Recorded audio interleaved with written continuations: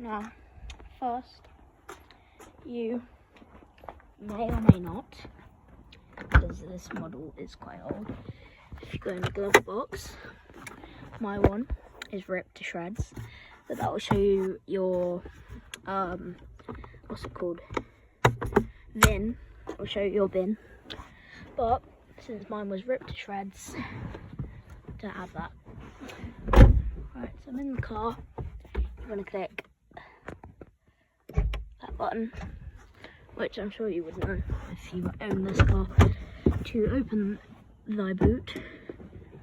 I don't know what Americans call it, but I know they call it the trunk, don't they? Because they're weird.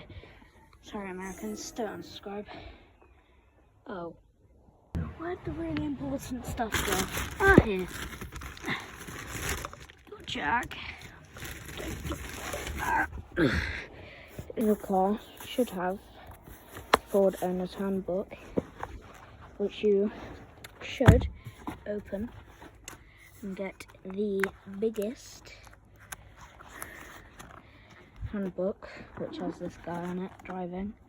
Why are you so happy you're driving when the crap has gone into that?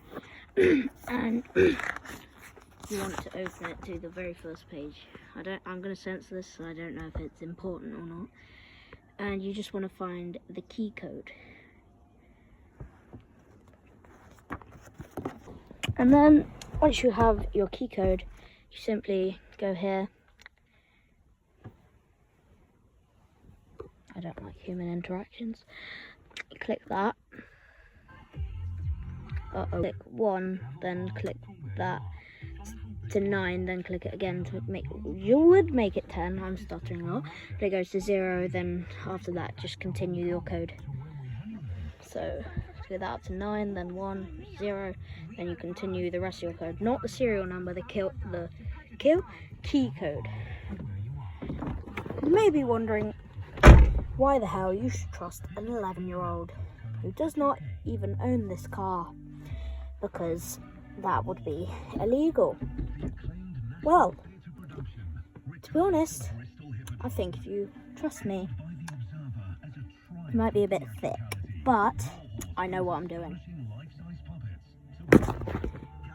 Bye!